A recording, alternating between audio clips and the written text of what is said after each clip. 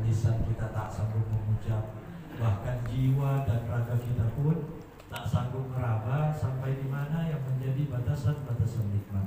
Nikmat yang dijanjikan kelestariannya apabila kita syukuri, dan berbalik menjadi adab apabila tidak kita syukuri. La in syakartum la azidannakum wa in kafartum inna adabi. Dan dari sekian banyak nikmat itu salah satunya adalah diberinya kita kekuatan, kesempatan dan izin di tengah-tengah aktivitas kita untuk bisa hadir di masjid yang mulia ini dalam rangka memperingati hari kelahiran junjungan kita Nabi besar Nabi Muhammad.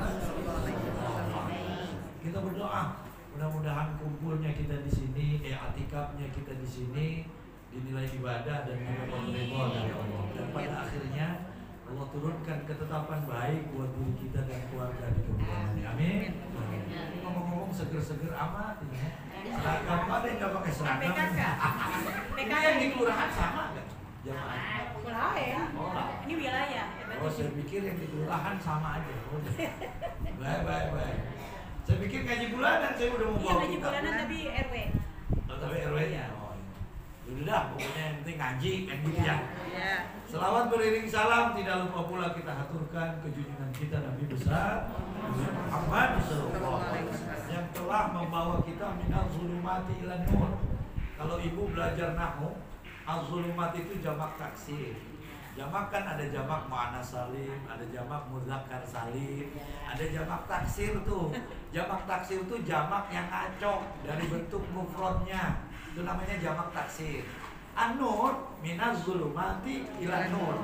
Nur itu isim mufrad, artinya ma laisa musannan wala majmu'an. Bukan dua, bukan tiga, artinya satu. Makna filosofinya adalah Rasul telah membawa kita dari berbagai macam kezaliman yang acak. Kezaliman ini, kezaliman itu menuju satu cahaya, yaitu cahaya ilahi Rabbi. Mudah-mudahan salawat serta salam tetap tercurah kepada beliau, ahli famili beliau, pengikut beliau hingga akhir zaman. Dan kita nih, kita berdoa sekali lagi, mudah-mudahan kita direken sama Nabi Muhammad sebagai pengikutnya hingga akhir zaman, dan pada akhirnya kita mendapatkan syafaatul uzma dari Rasul sallallahu alaihi wasallam. Tadi baca rawi kan? Kata Sayyidina Umar, inna du'a mawqufun bainas samawati wal ardh. La yas'alu minhu syai'un hatta yusalli ala Nabi Muhammad sallallahu alaihi wasallam. Sesungguhnya doa dan apapun ngambang begitu, Bu. Enggak bakalan naik sebelum kita berselawat kepada Nabi Muhammad sallallahu alaihi wasallam. Dalam kitab I'anatul Talibin, jadi ini banyak, ada orang ratusan, enggak ada yang baca selawat nih. Perkumpulan apa kek, enggak ada yang baca selawat. Terus ada yang sendiri-sendiri baca selawat di pojokan. Allahumma sholli ala sayyidina Muhammad. Cukup untuk menjadi kafarat ini ratusan orang yang baca selawat. Begitu kata I'anatul Talibin. Kita baca. Saya ada riwayat bahwa dulu di negeri Maghrib, Maghrib itu barat. Jadi kenapa disebut sholat Maghrib? Karena matahari tenggelam di ufuk barat. Makanya disebutlah sholat Maghrib. Namanya Maghrib itu negeri Maroko. Dulu ada di kampung Maghrib. Kampung itu paceklik, kekeringan, enggak turun-turun hujan, berbulan-bulan. Beda dengan kita nih, yang Asia, Indonesia, yang hujannya ya Allah tiap 3 hari sekali dan lain sebagainya. Nah di Timur Tengah itu ngarepin air, mau nanam di mana kalau nggak ada air? Singkat kata kekeringan. Karena kekeringan paceklik, karena paceklik pada kelaparan. Akhirnya ulama kumpul untuk angkat tangan, sholat istisqa, doa begitu. Doa nggak diijabah sama Allah Subhanahu wa taala. Jadi ulama kumpul ngangkat tangan supaya turun hujan, nggak turun hujannya. Akhirnya ada pentolan ulama namanya Syekh Jazuli namanya. Jadi kalau orang NU, kalau orang yang pernah pesantren itu kenal namanya Syekh Ahmad Jazuli, pengarang Dalailul Khairat namanya. Jadi kiai-kiai pesantren itu ngamalinnya cuma satu tuh rata-rata. Nama kitabnya Dalailul Khairat. Isinya tentang selawat-selawat. Nah, gara-gara ini peristiwa, itu ngarang kitab gara-gara ini peristiwa. Jadi itu ulama Syekh Jazuli merenung begitu, ya Allah, apa salah dan dosa kami sehingga kami doanya nggak didengerin lagi, begitu katanya. Lagi melongok begini, lewat perempuan lewat, benar ini. Lewat perempuan lewat, Syekh Jazuli lagi merenung aja di tengah gurun Sahara begitu. Sumur pada kering, perempuan lewat. Perempuan dia longok aja tuh sumur begitu. Muncrat airnya. Dirongok muncrat. Syekh Jazuli tiba ngelongok, air muncrat ke atas begitu. Kata Syekh Jazuli, jangan-jangan wali min auliyaillah begitu. Karena perempuan, Bu, ibu-ibu ini cepat jadi walinya. Karena perempuan itu lebih didominasi sifat emosionalnya. Beda dengan kita laki-laki. Kita laki-laki lebih didominasi sifat rasionalnya. Jadi akalnya dikedepankan. Beda sama perempuan. Kalau perempuan sisi emosionalnya. Bang Haji kayaknya ganteng, kan? Mikir langsung. Jangan mau minjem duit ya. Bener, laki-laki tuh gitu. Beda sama perempuan. Kalau perempuan lakinya bilang, lu cakepan nih, merah pipinya. Bener ini. Karena perempuan tuh akalnya nomor 13 yang didepankan sisi emosional. Bener ini. Lu gue lihat kayaknya langsingan. Masa sih bang? Pas ditimbang 83 ditimbang. Bener. Perempuan itu lebih. Makanya persoalan rumah tangga selesai biasanya kalau lakinya pinter memanjakan telinga istrinya. Jadi perempuan tuh kalahnya di kuping. Nah kalau laki-laki kalahnya di mata. Jadi siapa yang pinter memanjakan mata suaminya, selesai urusan perkara rumah tangga.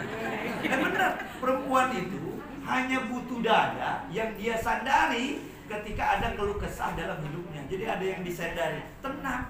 Kata Ari Lasso, tahu Ari Lasso? Jangan ida lela mulu taunya. Sentuhlah ia di dalam hatinya, miliki ia untuk selamanya. Tuh, perempuan lebih sisi emosional. Jadi nggak butuh performa luar. Dia nggak butuh performa. Yang dia butuhi hanya ada dada yang disandari ketika keluh kesah hidupnya ingin dia curhat. Itu perempuan. Jadi dia kalah di kuping. Jadi laki yang cerdas memanjakan telinga istrinya, selesai urusan. Benar ini, pernah lihat gak di terminal, di stasiun, perempuannya cakep banget, lakinya gerumpuk, pernah lihat? Jelek lagi, laki jelek banget ya. Perempuannya cakep. Nah itu berarti tuh laki cerdas memainkan kata-katanya. Karena perempuan itu lebih sisi emosional. Dia gampang tersentuh, dia gampang nangis. Makanya semua nabi diasuh oleh perempuan. Bapaknya boleh jadi meninggal dunia. Kalau perempuan, makanya walaupun bapaknya gak ada, hidup anak. Karena perempuan yang asuh, dia sisi emosional. Kalau nggak percaya, lihat anak ayam tuh.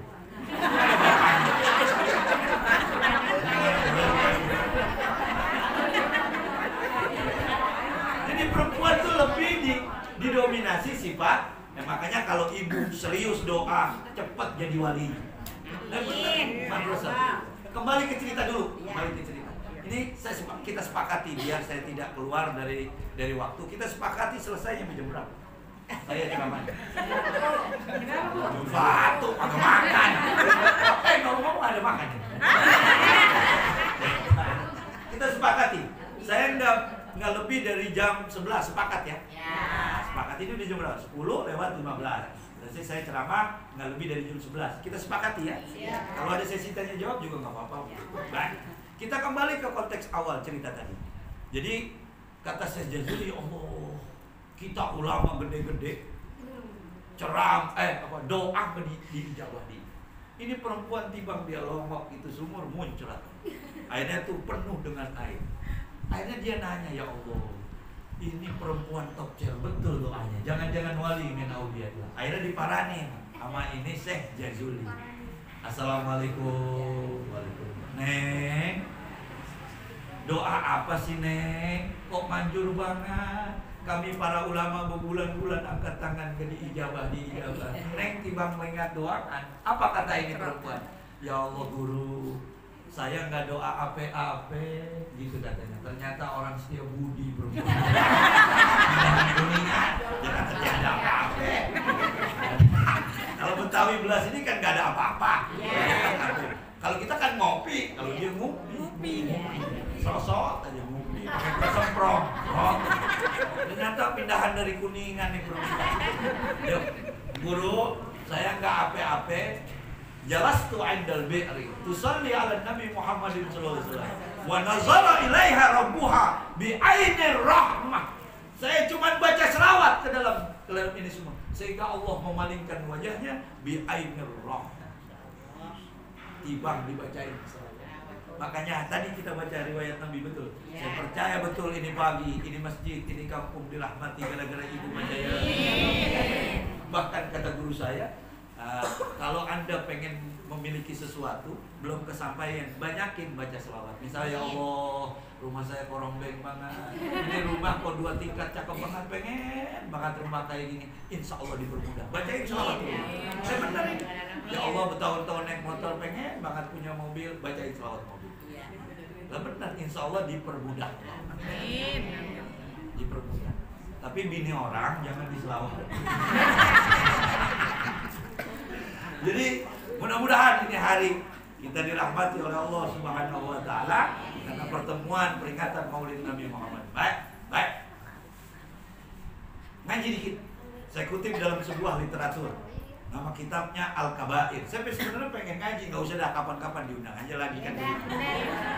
Saya kutip dalam sebuah literatur, nama kitabnya Al-Kabair namanya.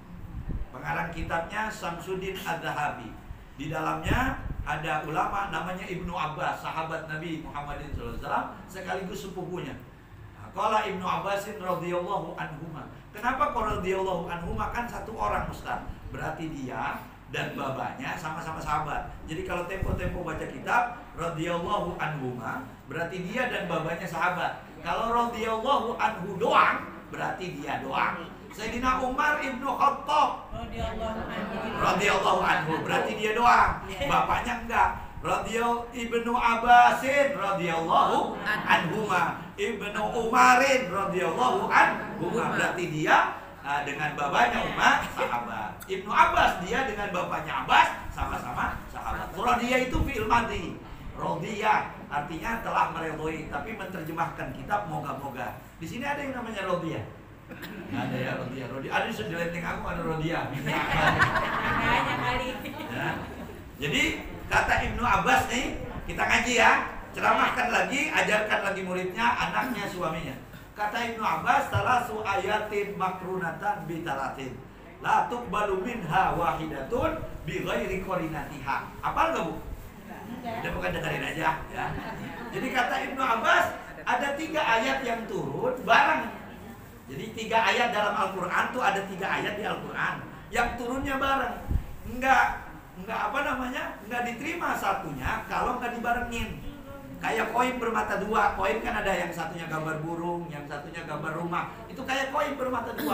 Walaupun koin, terus ada gambar rumah, satunya enggak ada gambar, enggak laku tuh duit, ya. Jadi kayak duit 100.000, satunya bergambar Soekarno Hatta, sampingnya polos, enggak laku. Jadi duit itu kan kayak koin bermata 2. Nah ayat juga ada yang turun 3 ayat seperti koin bermata 2.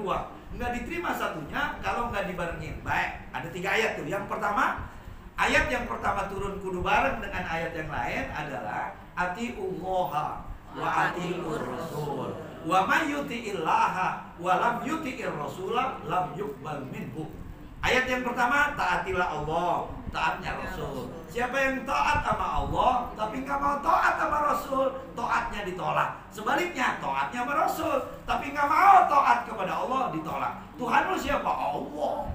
Sehari 10.000 gua wirid Allah. Bener. Nabi lu siapa? Nabi gua Musaddek. Sesat. Bener. Ditolak. Walaupun Tuhannya Allah, tapi nabinya bukan Nabi Muhammad, ditolak. Catat itu. Dan harus belajar nih, harus belajar bahwa Nabi itu selain sidik, amanah, tabligh, fatonah, ada sifat wajib yang lain. Nabi itu punya sifat wajib, salah satunya adalah harus paling ganteng di kampungnya. Jadi dari Nabi Adam sampai Rasulullah nggak boleh paling jelek. Nabi Musa, Nabi Yusuf apalagi, Nabi Yunus dan lain sebagainya. Supaya apa? Hujahnya Allah nggak dikalahin sama orang lain. Jadi kita harus ngaji itu. Nabi itu harus paling ganteng. Jadi besok kalau ada orang yang ngaku Nabi, terus mukanya burak, ya itu kan Nabi semuanya mukanya burak itu. Sadek, terus apa lagi? Ya semuanya burak dah ya. Nah yakinin pasti dia dusta. Karena salah satunya begitu tuh. Nabi itu harus paling ganteng, paling cakep di antara nabinya. Baik. Atiullah wa atiur rasul. Siapa yang taat kepada Allah tapi nggak mau taat kepada Rasul, taatnya ditolak. Sama sebaliknya juga begitu. Nabi lu siapa? Nabi Muhammad. Ya, Nabi Muhammad Sallallahu Alaihi Wasallam. Jadi di break dulu itu dibantu dulu, dibantu. Ya. Nah AC kali diangetin dulu kali. Diberikan dulu, ibu-ibu bantu.